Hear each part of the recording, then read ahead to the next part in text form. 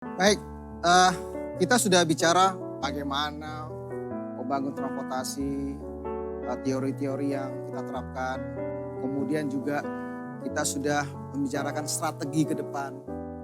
Yang tidak kalah pentingnya adalah how to finance the project. Kadang kita suka lupa itu, udah bicara konsep, capek berdebat mengenai apa yang harus kita kerjakan, apa yang harus kita bangun. Tapi kita lupa di mana sumber pembiayaannya, dari mana sumber pembiayaannya. Nah, oleh karena itu saya di sini mengusulkan kepada pemerintah, juga kepada pengamat atau pemerhati transportasi bahwa mari kita membangun transportasi tanpa membebani pemerintah. Pemerintah kasihan, sudah terlalu banyak bebannya untuk membiayai sektor-sektor yang lainnya. Nah, apakah kita bisa mencari sumber-sumber pembiayaan lain? Jawaban saya pasti bisa. Nah, oleh karena itu pemerintah telah menerapkan model pembiayaan disebut namanya KPBU. Kerjasama pemerintah dan badan usaha. Pembangunan transportasi tidak harus selalu menggunakan dana dari pemerintah. Kita juga harus menggunakan dana dari swasta. Teman-teman bisa bayangkan nggak, terpikirkan nggak oleh teman-teman bahwa dana yang dikelola oleh pemerintah itu adalah sangat kecil. Saya katakan di sini bahwa dana yang dikelola pemerintah itu hanya 30% dari uang yang beredar. 30% dana yang beredar, uang yang dikelola oleh pemerintah itu dikerjakan oleh puluhan kementerian kelembagaan. 30 lebih. Tetapi yang 70% tidak ada yang mengelola, tidak ada yang ngurus. Nah, baru sekarang lah kita punya namanya Menteri Investasi. Tapi itu hanya satu kementerian gitu kan. Nah, oleh karena itu peran swasta perlu dilibatkan di dalam pembangunan infrastruktur, khususnya infrastruktur transportasi.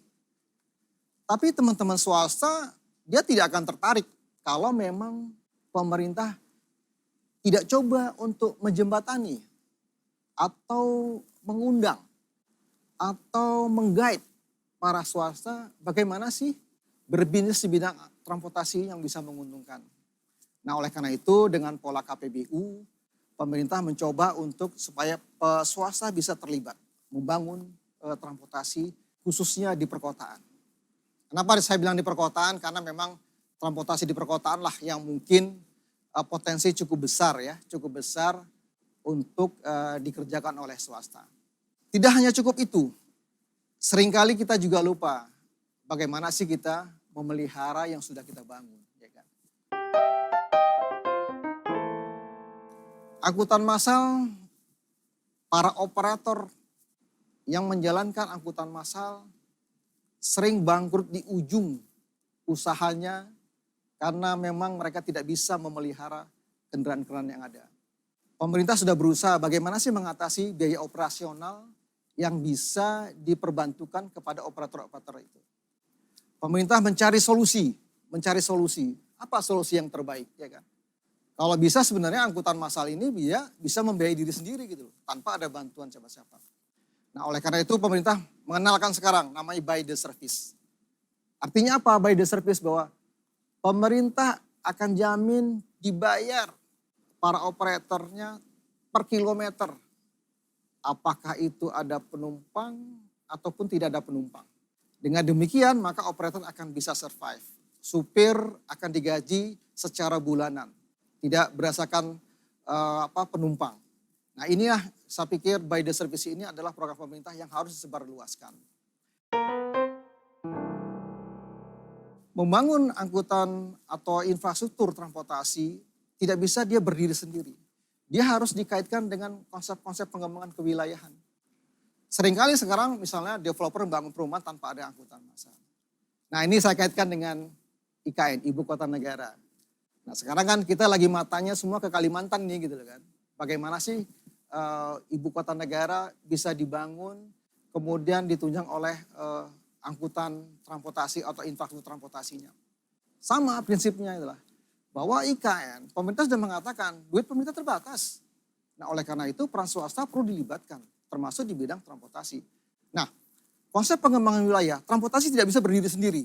Transportasi harus terintegrasi dengan konsep pengembangan wilayah. Kalau transportasi berdiri sendiri, tentu dia tidak akan tertarik buat swasta gitu. Contoh, sekarang kan kita mau bangun nih jalan tol dari Balikpapan ke ibu kota baru. Apa yang diharapkan dari pengusaha jalan tol kalau hanya dari lalu lintas? Nggak mungkin lah. Saya yakin IRR-nya juga nggak sampai 5%, mungkin 3% gitu loh. Oke lah nanti kalau ibu kota negara baru terbangun, paling berapa persen? Masih di bawah 10% mungkin. Nah kapan swasta bisa tertarik untuk investasi? Oleh karena itu, swasta itu juga dijanjikan terhadap konsep pengembangan wilayah. Jadi dia membangun akses transportasinya sambil mengembangkan wilayah. Jadi kira-kira konsep pembangunan infrastruktur transportasi di IKN seperti itu. Contoh sekarang yang sedang dibangun, sedang berprogres, kereta api cepat Jakarta-Bandung. Emang pembangunan kereta api cepat Jakarta-Bandung menguntungkan? Saya pikir enggak. Bukan itu tujuannya lah. Tujuannya adalah kereta api Jakarta-Bandung ini dibangun sebagai pengungkit, ya kan? Sebagai pengungkit agar wilayah yang disasar itu akan berkembang.